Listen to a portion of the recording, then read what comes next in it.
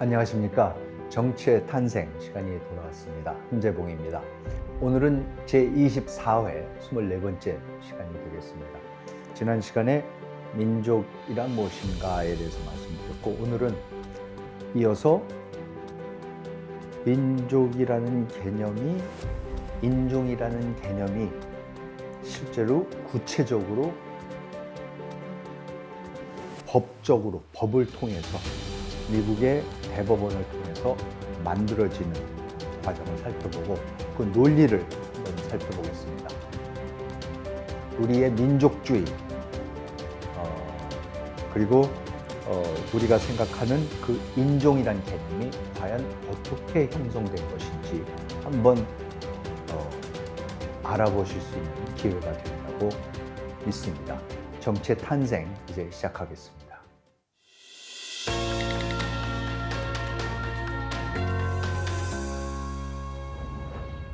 1896년에 미국의 대법원에서는 플래시 대 퍼거슨이라는 유명한 판결이 나옵니다. 호머 플래시라는 사람과 퍼거슨이라는 사람하고 이제 소송이 걸렸던 건데요. 소송의 내용은 이런 겁니다. 호머 플래시라는 사람이 그 8분의 1이 흑인입니다.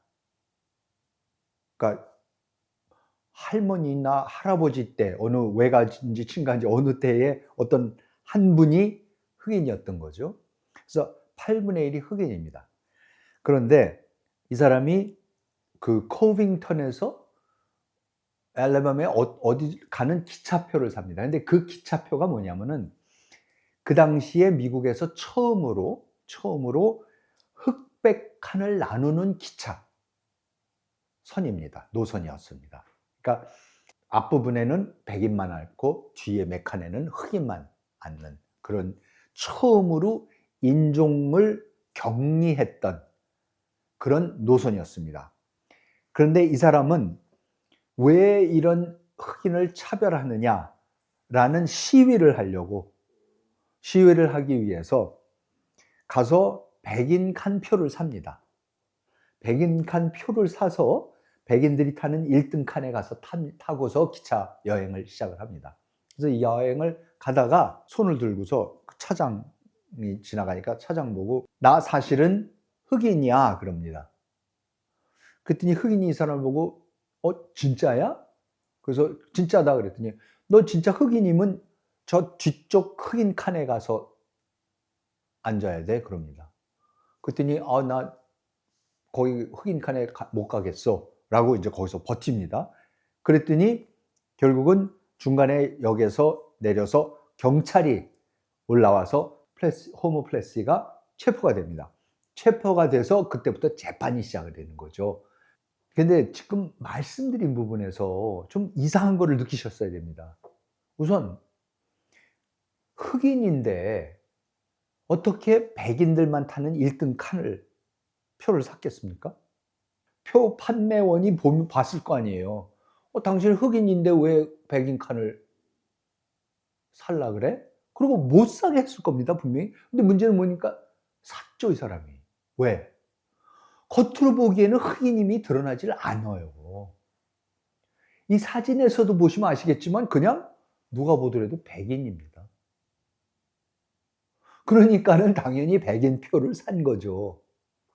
그래서 백인 칸에 올라가서 타고 가다가 자기가 거기 앉아 있는데, 백인들 사이에 앉아 있는데 아무도 와서 그 사람을 저지하지 않았고, 호모플래시를 나중에 자기가 손을 들고 사실 나 흑인이요 하니까 차장이 왔고, 차장이 와서 어떻게 했습니까? 당신 진짜 흑인이야? 하고 물어봤습니다. 왜? 겉으로 봐선 백인이었기 때문에. 그런데 나는 사실 흑인이요 하니까 그러면 흑인 칸으로 가 그랬다가 안 간다 그러니까 체포가 돼서, 그래서 법을 어겼다 그래서 지금 대법원까지 그게 올라온 거죠. 무슨 말씀입니까? 겉보기에는 8분의 1만이 흑인이었기 때문에 겉으로 봐서는 백인이었습니다. 그러니까 뭡니까? 흑인이냐 백인이냐 문제는 사실은 피부 색깔의 문제가 아닙니다. 겉으로 드러나는 것의 문제가 아닙니다. 그러니 이게 도대체 무슨 논리입니까? 자, 그러면 다음 논리, 그다음에 그 판결문이 나옵니다. 1896년에 대법원까지 가서 대법원의 유명한 판결문이 나오는데, 판결문을 함께 잠깐 살펴보시겠습니다. 백인종과 유색인종 간의 법적인 구분만을 가정하고 있는 법, 즉 두 인종의 피부색에 기초하고 있으며 백인이 다른 인종과 색깔에 의해서 구분되는 한 항상 존재할 수밖에 없는 그러한 구분은 두 인종 간의 법적인 평등을 파괴하는 경향이 없으며 강제적인 노예제를 부활시킬 가능성도 없다. 대법원 판사들이 뭐라 그럽니까? 다수 판결 내린 사람들이 뭐라 그러는 겁니까? 흑백이라는 거는 그냥 겉으로 드러나는 피부 색깔에 기반을 하고 있는 건데, 따라서 그건 법이 어떻게 할 수가 없는 거 아니냐. 자연적으로 피부 색깔이 다른데 어떡할 거냐. 그래서 그것에 기초한 법을 만들었다 그래서 그것 때문에 평등이 흑백 간의 평등이 무너진다라든가, 뭐 노예제를 이럴 가능성은 전혀 없다. 그건 그냥 자연이 있는 그대로를 반영한 법일 뿐이다 그랬습니다. 근데 문제는 뭡니까? 겉으로 드러나지 않았거든요. 호모플레시의 인종은 겉으로 드러나지 않았었습니다. 근데 판결문은 이렇게 시작을 합니다. 다음 또 읽어보시겠습니다. 법률은 인종적 본능이나 신체적 차이에 근거하고 있는 차이를 제거할 수 있는 힘이 없으며, 차이를 제거하고자 하는 시도는 오히려 상황을 악화시킬 뿐이다. 인종들한테는 인종만의 본능이 있고, 그거 신체적인 차이가 있는 거라는 거죠. 그런 차이마저도 지우려고 그러면 오히려 역효과만 난다. 상황을 악화시킬 뿐이다. 그러면서 이렇게 이어갑니다. 만일 두 인종의 민권과 정치적 권리가 동등하다면 어느 한 인종이 다른 인종보다 민법적으로 또는 정치적으로 열등하다고 볼 수 없다. 만일 한 인종이 다른 인종보다 사회적으로 열등하다면 미국의 헌법은 그들을 동등한 차원으로 만들 수 없다. 인권, 민권, 정치적 참정권만 동등하게 만들어주면은 서로 다르지만, 피부 색깔은 다르지만 인종적 본능도 다르고 신체적으로도 기본적으로 다르게 생겼더라 하더라도 민권, 민법적으로, 그 다음에 참정권에 있어서 똑같다 그러면 그건 동등한 거지 않느냐. 그런데 물론 사회적 통념상 자꾸 흑인이 백인보다 못하다고, 열등하다고 하는 거, 그런 사회적인 통념까지도 미국의 헌법이 그거를 불법으로 만들 수가 없다. 사회적인 차이는 미국의 헌법도 어떻게 할 방법이 없다. 라고 지금 얘기를 하고 있습니다. 아, 피부 색깔은 자연적으로 그렇게 보이는 걸 어떡할 거냐. 그리고 사회적 통념상 흑인이 열등하다고 느끼면 그것까지도 어떻게 할 수가 없는 거 아니냐. 라고 얘기를 합니다. 그런데 더 기가 막힌 얘기가 나옵니다. 뭐냐? 그럼 피가 몇 분의 몇일 때부터 흑인이냐? 이 문제가 나오는 거죠. 왜냐하면 지금 흑인임을 규정을 해야 되는데 보이는 것만 갖고도 안 돼요. 왜? 겉으로 봐서 백인인데도 흑인이기 때문에, 일수가 있기 때문에. 그러면 어느 단계에서, 피가 어느 정도 섞여서부터 그때부터 과연 흑인이냐의 문제가 대두될 수가 없습니다. 그것을 예측을 하고 지금 대법원 판결문에, 같은 판결문에, 플래시 v. 퍼거슨 그 판결문에 이런 얘기가 나옵니다. 백인과 구별되는 유색 인종이 되기 위해서는 유색의 피가 차지하는 비율이 얼마가 되어야 하는지에 대해서는 각 주마다 다른 견해를 갖고 있는 것이 사실이다. 어떤 주는 눈에 띌 정도로 흑색 피가 섞일 때만 흑인종에 속하는 것으로 간주한다. 노스캐롤라이나 주의 판례, 스테이트 대 체이버스라는 판례에 의하면 그렇다. 다른 주는 피의 절대적 다량에 달려있다고 한다. 이것은 오하이오 주에서 내렸던 그레이 대 스테이트, 그 다음에 먼로 대 컬린즈라는 그런 판례에 따르면 그렇다. 그리고 또 다른 주는 흰 피의 4분의 3 미만이 되어야 한다고 한다. 그러나 이러한 문제는 각 주의 법이 결정해야 하는 것으로서 이번 사건과는 관계가 없다. 지금 이 판결문의 엄청난 모순이 뭡니까? 인종의 문제는 겉으로 드러난다. 피부 색깔로 드러나는 것을 법이 어떻게 할 수가 없다. 그래 놓고 나서 따라서 민권과 참정권만 주면 똑같으면 된다라고 해놓고 나서, 그런데 그러면 겉으로 피부 색깔이 안 보일 경우, 구별이 안 될 경우에 그러면 언제부터 유색인종으로 치느냐? 그거는 각 주마다 알아서 하면 된다는 겁니다. 아니, 자연에 의해서 그렇게 알려져 있다라고 명확한 구별이 된다고 해놓고 나서 어떻게 뭐라고 어디로 후퇴를 합니까? 각 주마다 알아서 비율을 정하라는 거죠. 이런 모순이 어디 있습니까? 그런데 아직도 50% 흑인이면 흑인이고 8분의 1이 흑인이래도 흑인이고 아마 16분의 1이 흑인이래도 흑인일 겁니다. 16분의 1이 가능한가? 모르겠지만 아무튼 무슨 말씀이냐면요. 지금 이건 사실 피의 문제도 아닙니다.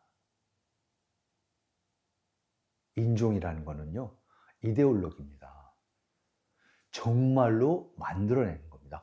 과학적인 거 아니고 자연스러운 거 아닙니다. 그래서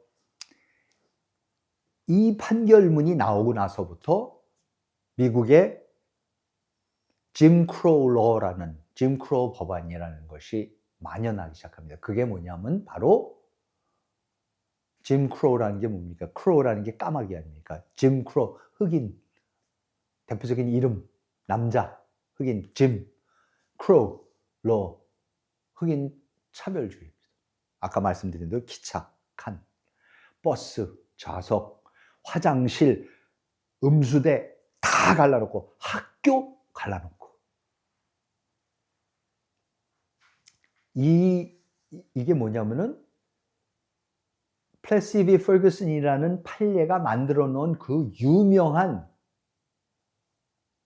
캐치프레이즈가 있습니다. 보니까 separate but equal.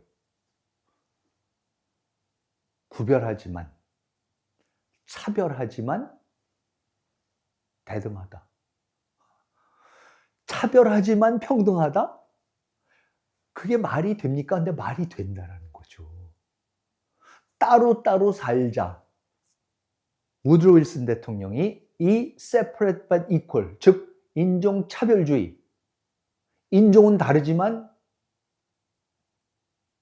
사실은 평등하다라는 미명하에 인종차별주의를 적극적으로 밀어붙이는 사람이 바로 우드로 윌슨 대통령입니다. 그래서 우드로 윌슨 대통령이 미국 대통령 최초로, 미국 역사상 최초로 미 연방정부 건물 내에 흑백인 연방정부 직원들을 따로 격리를 하기 시작합니다. 특히 자기 사위 겸 재무장관인 윌리엄 맥가두라는 이 사람을 시켜갖고 인종차별을 하기 위한 칸막이를 연방정부의 사무실마다 다 치기 시작을 합니다. 그리고 연방정부의 구내 식당에마다 전부 다 흑인 칸, 백인 칸을 따로 만들고 흑인 화장실, 백인 화장실을 따로 만들기 시작을 하는 겁니다. 여러분, 그 케빈 코스너도 나오고 흑인 여자 셋이 주인공으로 하는 히든 피겨스라는 그 영화 기억나시죠? 그러니까 나사가 존 글렌을 처음으로 그 우주에 보내갖고 지구를 돌게 하고 그러는 그 과정에서 수학을 다 계산해내는 그 모든 궤도나 이거를 수학적으로 계산해내는 게 거기 흑인들, 여자들이었다라는 거. 역사적인 사실입니다. 그걸 기반해서 영화를 만든 건데, 그런데 그 영화에서도 보시면은 거기서 그 모든 그 궤도를 계산해내는 그 천재적인 수학자 흑인 여성이 가끔 가다가 없어져요. 없어지면 케비커스가 지금 바빠 죽겠는데 어디 갔냐고 막 소리 지르면 어떡합니까? 흑인 여성을 위한 화장실이 그 건물에 없기 때문에 비가 오든 눈이 오든 한참을 뛰어 가지고 저 멀리 있는 건물에 흑인 여자 화장실 가서 사용하고 돌아오느라고 그때 자기 상관이 찾으면 없어 갖고 "너 다 어떻게 됐냐?" 그러니까 이제 케빈 코스너가 그걸 알고서 가 가지고 망치로 그걸 다 때려 그 사인들을 흑인 여성들 화장실이라는 걸 때려 부수면서 그거를 폐지하는 그런 장면이 기억나신 분도 있으실 겁니다. 그런 거를 만든 사람이 우드로 윌슨이고요. 우드로 윌슨이 민족 자결주의라고 했을 때에는 그게 인종차별주의입니다. 즉 한국 인종과 일본 인종, 조선 인종과 일본 인종은 다르기 때문에 따로 살아야 되겠다라는 그 논리를 우리는 너무나 자연스럽게 받아들이죠. 왜냐하면 우리는 식민지였기 때문에. 그리고 사실 우드로 윌슨도 그 논리를 이용해서 오스트리아 헝가리 제국에 된 이슬람 오스만 터크 제국에 가 갖고 그걸 독립을 시키는 거죠. 윌슨 대통령의 사위 겸 재무장관이었던 윌리엄 매커두가 이렇게 얘기를 했었습니다. 백인 여성들은 불필요하게 흑인 남자들과 같은 책상에 앉아서 일하도록 강요되었고 이처럼 가까운 거리에 앉게 되므로 불필요한 마찰이 일어난다. 이러면서 격리시켜야 된다. 따로 밥 먹고 따로 화장실 가고 따로 일해야 된다라고 하는 거. 흑인으로서 미국 최초의 하버드 대학교 교수를 했었고 유명했던 민권운동가이고 사회학자이고 역사학자인 W.E.B. 두보이스라는 유명한 학자가 이런 얘기를 했었습니다. 한 흑인 직원은 직책의 성격상 견딜 수 없었다. 그래서 결국 그를 수년간 함께 일해오던 백인 동료들로부터 분리시키기 위해서 그를 철창 속에 넣었다. 어떤 경우에는 같은 일을 맡고 있어서 같은 팀이 돼서 일을 해야 되기 때문에 다른 칸막이를 해놓고 다른 사무실에 넣을 수가 없으니까 어떻게 했었어요? 철창을 만들었대요. 그 바로 옆에 있는데 같은 팀으로 일하는데 그 철창 속에 흑인을 넣었었다는 거예요. 이런 어처구니 없는 말도 안 되는 인권 유린이 벌어질 수밖에 없습니다. 말이 좋아 separate but equal이지 separate 하면 차별입니다. 우드 윌슨 대통령은 이런 것을 정책적으로 만든 게 아닙니다. 그 사람은 인종차별주의의 신봉자였습니다. 우드 윌슨 대통령은 아시다시피 미국의 저명한 정치학자였고 프린스턴 대학교 총장을 역임했고 이승만 박사가 그 밑에서 박사학위를 땄었고 그리고 우드 윌슨 대통령의 학자로서 유명세를 떨쳤던 거는 History of the American People이라고 1902년에 출간된 5권짜리 미국의 방대한 미국 역사책이 있습니다. 이 책이 우드 윌슨을 당대 최고의 학자로 만들고 이 사람이 결국은 프린스턴 총장도 되고 나중에 미국 대통령까지 돼서 민족 자결주의를 주장하게 되는데 그런데 이 책에 바로 이 미국 민족의 역사라는 책에 이런 내용들이 나옵니다.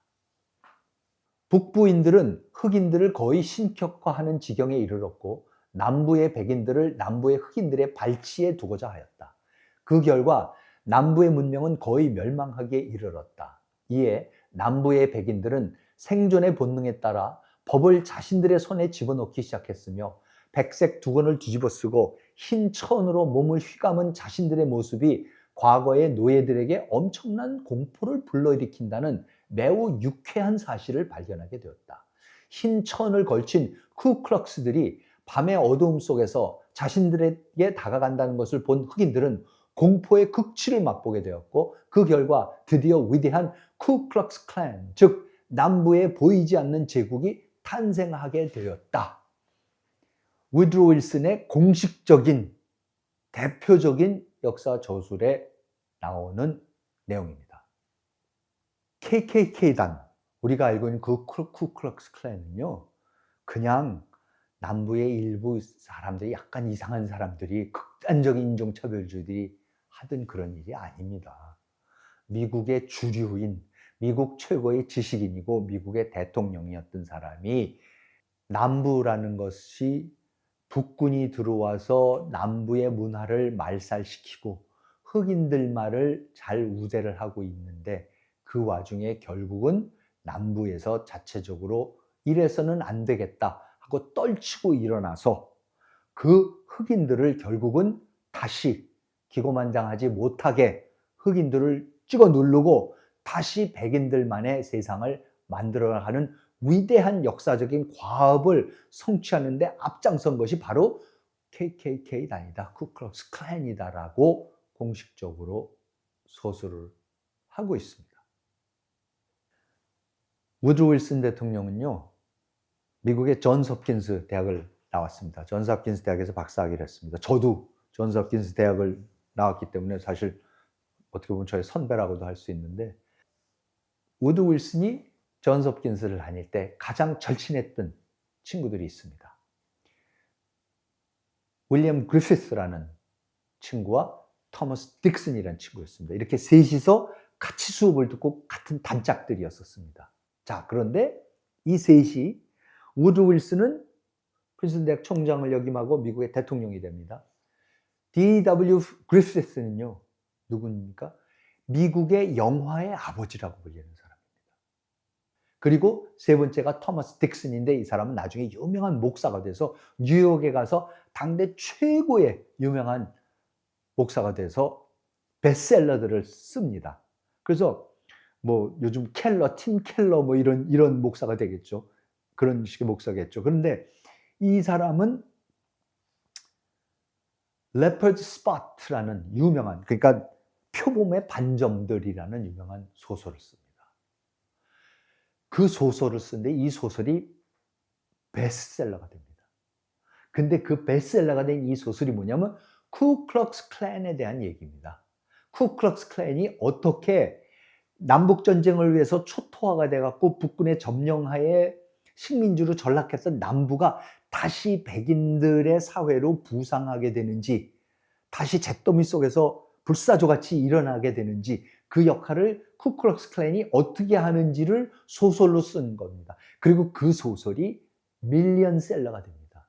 즉 우드로 윌슨이 역사책에서 써놓은 얘기를 소설화, 그 친구인 존스 홉킨스 동창인 토머스 딕슨이 소설을 했고, 그리고 그 소설, 쿠클럭스 클랜의 그 얘기를, 그 소설을 클랜즈맨이라고, 그러니까 레퍼드 스팟하고 클랜즈맨이라는 이 유명한 베스트셀러를 통해서 만든 내용을 영화로 만든 것이 D.W. 그리피스고, 그 D.W. 그리피스가 만든 영화사의 가장 중요한, 그러니까 근데 영화라는 산업을 만들고 시작한 영화가 The Birth of a Nation, 1915년에 만든 영화인데 그 영화가 그렇게 만들어지는 겁니다. 그 내용이 토머스 딕슨이 클랜즈맨이라는 책에서, 우드로 윌슨이 History of the American People이라는 미국 민족사회에서 쓴 그 내용을 영화로 만든 것입니다. 보통 지금도 사전을 찾아보거나 하면은 The Birth of a Nation을 우리말로 자꾸 국가의 탄생이라고, 제가 어제도 저 구글에 들어가서 찾아봤습니다. 위키피디아에 가서 위키피디아에 Birth of a Nation을 치고서 그거를 한국어로 바꿔놓으면은 국가의 탄생이라는, 아닙니다. 민족의 탄생입니다. 여기에서의 nation이라는 것은 어디까지나 nation, 무슨 nation입니까? White nation. 백인들의 민족, 백인 민족 국가의 탄생입니다. 그리고 이 영화가 미국 백악관에서 상영된 최초의 영화이기도 합니다. 왜? 당시에 우드로 윌슨 대통령이 이 영화를 보고 싶었는데 부인이 많이 편찮았습니다. 그래서 부인이 집을 나가서 부부가 같이 영화극장에 갈 수가 없기 때문에 자기 친구였던 D.W. 그리피스한테 부탁을 해서, 야, 백악관에 아예 그걸 가지고 와서 좀 상영을 해줘.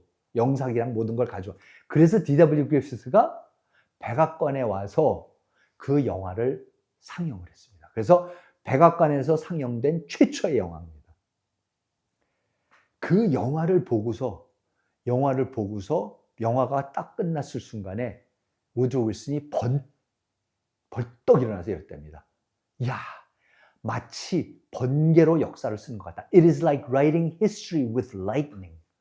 그러니까 영화라는 새로운 미디엄이 나오는 거고, 우리가 요즘 AI 보고 막 놀래듯이 그때의 영화라는 걸 보면서 자기가 그렇게 복잡하게 어렵게 책에 5권에 통해서 썼던 그 내용을 그때까지는 딕슨이 클랜스맨 같은 소설로 써갖고 그 놀라운 파급 효과에 놀랐지만 이번엔 뭡니까?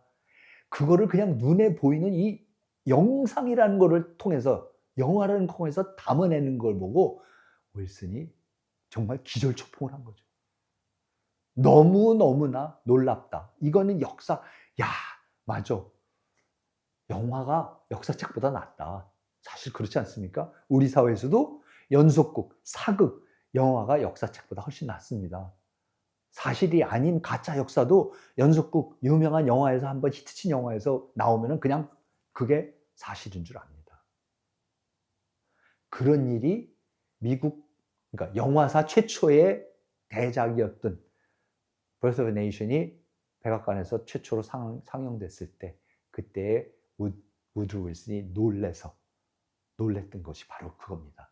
마치 번개로 역사를 쓰는 것 같다. 그러면서 이렇게 말을 했답니다. My only regret is that it is also terribly true.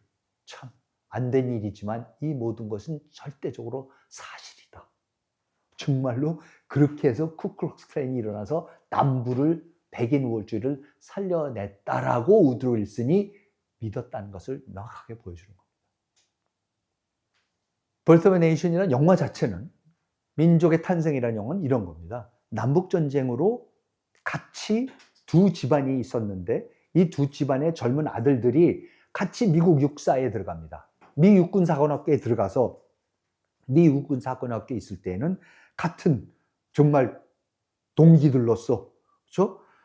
그러면서 같이 있다가 전쟁이 터지니까 어떻게 됩니까? 누구는 집이 남쪽에 있기 때문에 남부군에 갈 수밖에 없었고 누구는 북부군으로 갈 수밖에 없었습니다. 실제로 무수히 일어났던 일입니다. 미 육군사관학교 자체가 남북으로 갈라집니다. 즉 같은 동급생들이 동료들이 가장 친했던 친구들이 갈라져서 서로에게 총뿌리를 겨누는 것. 그것이 남북전쟁이었습니다. 그래서 거기서 둘이서 갈라져서 싸우다가 결국은 남부군이 패하고 북군이 남부를 점령을 하고 그리고 흑인들이 그 속에서 우드로 윌슨의 역사책에서 말하듯이 흑인들이 거기서 준동을 하는 그것을 결국은 어떻게 됩니까? 남북 전쟁 때문에 갈라졌던 그 백인 형제들이 동지들이 다시 힘을 합쳐서 흑인들을 일망타진하고 흑인들한테 겁탈당하고 죽임을 당할 뻔했던 그 아리따운 남부군의 백인 여동생을 살려냄으로써 미국이 드디어 깨닫는 게 뭐냐면은 남북전쟁은 남북이 싸운 게 아니라 사실은 흑인을 제외하고 우리 백인들끼리만 새로운 나라를 만들라는 놀라운 계획이 이루어지는 거구나 라고 해석을 하는 것이 그게 Birth of a Nation입니다. 그 우드로 윌슨이 총장을 역임했던 그 유명한 프린스턴 대학교 미국 최고의 명문입니다. 저도 2003년 봄학기에 가서 한 학기 거기서 한국 정치를 가르쳤었던 경험이 있는데 바로 그 프린스턴 대학의 총장을 역임한 게 우드로 윌슨이고 그리고 그래서 우드로 윌슨을 기념하기 위해서 프린스턴 대학의 가장 유명한 공공정책 대학원이 이름이 우드로 윌슨 스쿨 포 퍼블릭 팔리시입니다. 그러니까 하버드 대학교의 케네디 스쿨, 케네디 공공대학원이 있다면 프린스턴에는 우드로 윌슨 스쿨이 있습니다. 국제정치, 공공정책 여기서 다 가르치는 학교. 근데 우드로 윌슨 이름이 거기 남아 있습니다. 2015년에 드디어 프린스턴 대학 학생들이 들고 일어납니다. 뭐냐? 처음으로 우드로 윌슨이 얼마나 지독한 인종차별주의였다라는 사실을 미국 학생들도 이때 처음 아는 겁니다. 그냥 우드로 윌슨 대통령은 민족자결주의 14 points 국제연맹 만들고 가장 진보적인, 굉장히 진보적인 사람이었습니다. 다른 경제정책이나 민주당 대통령이었고, 그런데 그 사람의 이런 측면이 있었다라는 거. 그 사람이 말하던 민족자결주의가 사실 미국 내로 보면은 인종차별주의였었고, 실제로 그런 것은 그냥 어떻게 하다 보니까 나온 정책이 아니라 이 사람이 굳게 흑백은 다르고 따로 살아야 되고 차별을 해야 되는 거고, separate but equal이라는 플래시디 퍼거슨이라는 대법원 판례대로 그렇게 따로 살아야 된다. 그리고 그 원칙을 적용한 것이 민족자결주의, 국제적으로 적용한 것이 민족자결, 이런 거를 처음으로 미국 학생들이, 프린스턴 대학 학생들이 알게 되면서 그때부터 거대한 시위가 일어나고, 이 사진에서 보시듯이 지금 학생들이 총장실을 점거하고 있는 겁니다. 그래서 당시 프린스턴 대학 총장실을 점거하고 가운데 앉아서 학생들하고 얘기하는 게 당시 프린스턴 대학교 총장이고, 그래서 결국은 프린스턴 대학이 어떻게 결정을 내립니까? 이사회를 열어가지고 그 이사회에서 윌슨의 이름을 학교에서 지우기로 합니다. 그래서 그냥 School for Public Policy, 우드로 윌슨 스쿨이라는 것이 이름이 빠져버립니다. 그 당시 미국의 대표적인 언론들이 대서특필을 했던 얘기들입니다. 우드로 윌슨 이름을 학교 이름에서 빼고, 그리고 그 학교 건물 앞에나 곳곳에 자세하게 뺀 이유, 우드로 윌슨의 치적과 잘못된 어떤 부분들에 대해, 인종차별주의적인 부분들에 대해서 자세하게 서술을 해서 동판 같은 거를 다 만들어 놓도록 그렇게 합의를 보고 이 위기를 프린스턴 대학이 넘깁니다.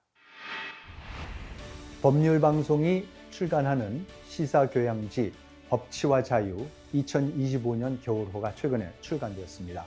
법치와 자유는 우리 사회가 직면하고 있는 법치의 문제들을 가장 냉철한 시각에서 바라보고 있는 전문지입니다.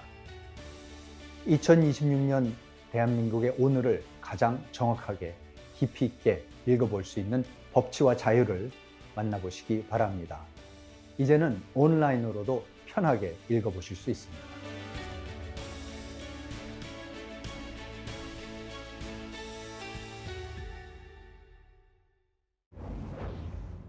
자, 그러면 한국의 민족주의와 인종차별주의, 이게 어떻게 그러면 반영이 되고 있는가? 신채호의 민족사관, 독사실론 한번 같이 보시겠습니까? 1908년에 단재 신채호가 쓴 독사실론, 우리나라의 민족사학자들이 민족사관의 핵심적인, 결정적인 텍스트입니다. 독사실론 서문에 단재가 이렇게 썼습니다. 역사의 붓을 쥔 자가 반드시 그 나라의 주인이 되는 일종족을 먼저 찾아서 드러내어 이것으로 주제를 지은 뒤에 그 정치는 어떻게 번영하고 쇠퇴하였으며 그 실업은 어떻게 융성하고 몰락하였으며 그 무공은 어떻게 나아가고 물러갔으며 외국과 어떻게 교섭하였는가를 서술하여야 그런 연후에 비로소 역사라 말할지니, 만일 그렇지 아니하면 이는 무정신의 역사라. 무정신의 역사는 무정신의 민족을 낳으며 무정신의 국가를 만들리니 어찌 두려워하지 아니하리요. 그러면서 역사라는 것은 막연히 왕조사 이런 게 쓰는 게 아니라 뭡니까? 조선사, 삼국사기 이런 걸 쓰는 게 아니라 뭡니까? 그 나라의 주인이 되는 일종족을 먼저 찾아내서 그 종족의 흥망성쇠를 써야 되는, 그 레이스, 그 네이션의 흥망성쇠를 써야지 그게 역사지. 그렇지 아니한 역사는 무정신의 역사. 그래서 무정신의 민족을 낳는다. 무정신의 국가를 낳아서 나라 뺏긴다. 이렇게 얘기를 합니다. 자, 그러면 도대체 한국사에서 주인이든 일종족이 누굽니까? 단체는 그것도 정해줍니다. 독사실론 서론에 이어서 이렇게 얘기를 합니다. 동국 민족을 대략 6종으로 분하니 1왈 선비족, 2왈 부여족, 3왈 진화족, 4왈 말가족, 5왈 여진족, 6왈 토족이니, 즉 뭡니까? 자, 그러면 지금 우리가 조선이라고 하는 나라에, 한국이라고 한 나라에, 이 나라의 주인이 되는 1종족이 누구냐? 아시아에는 6종류의 족이 있다. 인종이 있다. 선비족, 부여족, 진화족, 말갈족, 여진족, 토족이 있는데 그 중에 우리는 누구냐? 부여족이다. 그래서 그때부터 부여족의 역사가 쓰여기 시작하는 거죠. 그래서 뭐 자명고 얘기가 나오기 시작하고, 어렸을 때 자명고 맨날 그런 얘기들 보고 했는데, 그게 다 부여족의 역사를 다시 쓰기 시작하는 겁니다. 그래서 부여족의 역사를 다시 쓰는 겁니다. 그게 우리의 민족 사관입니다. 즉, 1종족의 역사입니다. 종족주의, 인종주의, 민족주의의 역사가 되는 것입니다. 저는 한국의 이 민족주의가, 한국의 인종주의가 그 모습을 적나라하게 드러냈던, 한국 사람들의 뇌리를 강타했던 사건을 아직도 명확하게 기억을 하고 있습니다. 그게 바로 하인즈 워드라는 미국 피츠버그 스틸러스라는 당대 최고의 미국 미식 축구 아메리칸 풋볼 명문 팀의 와이드 리시버 선수로서 2번이나 연달아서 피츠버그 팀이 슈퍼볼, 미국 미식 축구의 결승전이죠. 거기서 우승을 2년 연달아 하는데 가장 큰 공헌을 했고, 특히 제40회 슈퍼볼 때는 아예 MVP로 선정이 되는 흑인 선수 하인즈 워드 주니어가 있었습니다. 근데 그냥 다들 슈퍼볼이니까 이제 봤는데, 그리고 역시 피츠버그 스틸러스 참 잘한다. 그리고 흑인이 와이드 리시버로서 정말로 저렇게 많은 패스를 잘 받고 터치다운을 하고 이제 이러니, 그런데 슬슬 뉴스가 나오기 시작하는데, 야, 하인즈 워드의 어머니가 한국 사람이래. 이러는 거예요. 그래서 그게 무슨 소리야?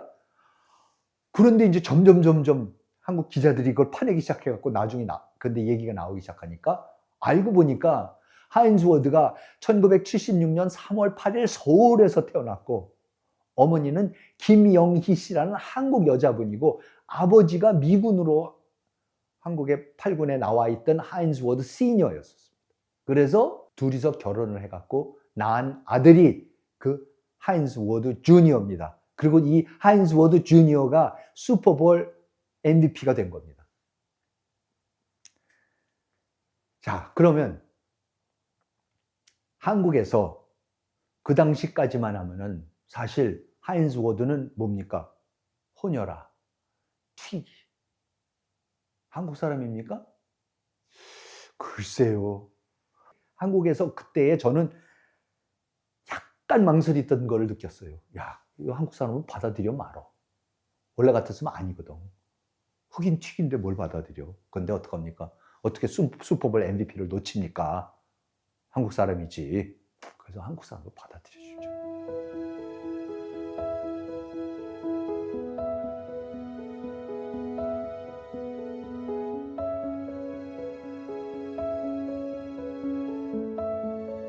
그래서 그때에, 야, 한국 사람이 미국 슈퍼볼 MVP가 됐다 이래갖고 온 기자들이 다 미국에 몰려와서 애틀랜타인가 어디 있는 하인즈 워드가 어머니를 위해서 거대한 집을 하나 사준 게 있어요. 그 집에 가서 어머니랑 있는데, 거기에 기자들이 수백 명이 몰려가고 장산을 치고 카메라를 들이대고 있는데, 그때에 이제 문을 열고 하인즈 워드하고 그 어머니 김영희 씨가 이렇게 나오는 장면 아직도 저 생생히 기억합니다. 나중에 혹시 기회 되시면 그 동영상 한번 찾아보시면 있을 겁니다. 그때에 나오는데 그 플래시가 터지면서 나오는데, 저는 글쎄요, 제 상상이었는지 몰라도 그 어머니의 입에 약간 뭐랄까 씁쓸한 그 표정, 야, 나를 혼혈아를 낳고 그것도 흑인 혼혈아를 낳았다고 그렇게 못 살고 이러면서 쫓아낼 때는 언제고 이제 와서 아들이 성공했다고 갑자기 한국 사람이 저는 사실 그렇게 느꼈습니다. 아마 분명히 그렇게 느꼈을 겁니다. 근데 그 이후로 한스워드는 아무튼 완전히 한국 사람으로 받아들여서 한국에서 재단도 만들고 뭐 그렇죠? 이런 혼혈아들을 위한 이런 재단들도 만들고 그러면서 많은 활동을 하고 한국의 아들로 그다음부터 이제 살아갔습니다. 인종 문제 어디까지가 한국 사람? 사실 미국하고 똑같은 원리 가지고 우리가 하고 있습니다. 우리라는 게 남한만 그런 게 아닙니다. 북한 똑같습니다. 민족사관을 공유하고 있는 단재 신처의 민족사관을 공유하고 있는 사실 남북한이 공유하고 있는 거의 유일한 것이 이 민족사관입니다. 다 단군의 자손이라 그럽니다. 그런데 북한에서는 한 걸음 더 나갔습니다. 북한에서 여러분 기억나시는지 몰라도 어느 날 김정일 장군께서 뭐 이런 넓은 평원에 나가서 저기를 파봐라 해서 거기를 파봤더니 고고학자들이 팠더니 거기에서 뭐가 나왔습니까? 단군의 무덤을 발견했다고 합니다. 그리고 단군과 단군 부인이 같이 묻혔던 무덤을 발견했고 그 유골이 그대로 남아있더라. 그래서 우리가 드디어 단군이 실존했던 인물이라는 증거를 찾아냈다라는 겁니다. 저는 아직도 거기서 기억나는 코멘트 중에 하나가 근데 키가 매우 컸다. 이 키에 대한 한국 사람들의 콤플렉스까지도 여기에 반영이 되고 있었습니다. 그리고 지금은 평양의 단군묘역이라 그래갖고 이게 뭐 장군총 같기도 하고 이집트 피라미드 같기도 하니 그 하얀 화강암인지 뭐 대리석인지 뭘로 해갖고 처발라 놓은 그 단군묘역까지 조성을 하고 있습니다. 그래서 외국에서 누가 오면은 자랑스럽게 우리는 반만년 역사를 가진 단일 혈통을 가진 민족이라는 것을 자랑하는 데 쓰는 것이 지금 이 평양의 단군묘역 그리고 그 속에 모셔진 단군과 단군 부인의 유골입니다. 이 북한의 인종차별주의, 민족주의가 정확하게 드러나는 것이 2006년 4월자 노동신문 기사입니다. 이 노동신문 기사가 바로 뭐를 하고 있었냐면요. 한국의 다문화주의를 비판하는 겁니다. 왜? 대한민국이 남한이 2006년부터 우리가 다문화주의를 했습니다. 그러니까 외국에서 살던 사람들이 태어나서 자란 피부 색깔도 다르고 소위 인종이 다른 사람들이 와서 우리나라에 귀화를 해서 한국 시민권을 딸 수가 있습니다. 점점 많아지고 있죠. 그래서 제가 그것도 한국인의 탄생, 그 다음에 한국 사람 만들기 맨 첫 앞부분에서 늘 말씀드린 게 우리가 1980년대, 90년대까지만 하더라도 성씨가 한 287개가 있었는데 지금은 우리가 성씨가 5,800개가 됩니다. 그 이유는 2006년부터 다문화주의를 해서 많은 사람들을 받아들이고 다양한 민족들을 받아들이고 지금은 사실 우리가 뭡니까? 인구 절벽, 인구 감소 이런 거를 극복하기 위해서는 사실 이민을 받아들일 수밖에 없습니다. 근데 그 상황이 바로 그 다문화주의를 우리가 채택했던 2006년에 북한의 노동신문에서 이러한 기사를 썼습니다. 최근 남조선에서 우리 민족의 본질적 특성을 거세하고 다민족, 다인종 사회화를 추구하는 괴이한 노름이 벌어지고 있다. 말마디 자체도 민족적 감정에 칼질하는 것이지만 보다 엄중한 것은 이 반민족적인 다민족, 다인종 사회론이 벌써 논의 단계를 벗어났다는 데 있다. 이미 지금까지 단군의 후손, 한핏줄, 한결의 등을 강조하여 온 초등학교, 중등 교과서에 2009년부터 다인종, 다민족 문화와 관련된 내용을 포함시키며 국제결혼가정, 외국인 근로자 가정 등의 용어도 다문화 가정으로 바꾸기로 하였다. 민족적 분노를 금할 수 없게 하는 말 그대로의 망동이 아닐 수 없다. 결론부터 말한다면 남조선의 친미 4대 매국 세력이 운운하는 다민족, 다인종 사회로는 민족의 단일성을 부정하고 남조선을 이민족화, 잡탕화, 미국화하려는 용납 못할 민족 말살론이다. 세계화의 물결이 어지럽게 범람하는 오늘날 그에 대처하여 민족성을 더욱 내세우며 그 보호의 장벽을 쌓으면 쌓았지 스스로 부정하는 나라와 민족은 없다. 여러분 어떻게 느끼십니까? 한국의 많은 사람들이 사실 이 노동신문의 논조하고 하나도 다르지 않게 얘기합니다. 왜? 인종차별주의자들이기 때문에. 말이 좋아 민족주의자들이라 그러면 아주 근사하게 들리지만 사실은 인종차별주의자입니다. 우드로 윌슨이 그랬고 미국의 인종정책이 그렇게 만들어졌던 거고 사실 우리도 그렇습니다. 물론 일본도 그렇고 독일도 그렇고 이탈리아도 그렇고 지금 점점 프랑스도 또 그 인종론에 빠져들어가고 있고 그거를 정치인들이 다 그걸 이용을 하기 시작하면서 가르기 시작하고 인종차별을 하기 시작하고 이민 금지를 하기 시작하고 하는데 온갖 논리들을 동원해서 쓰고 있고 하지만 사실은 궁극적으로 저는 인종차별주의 가장 극악한 인간차별주의입니다.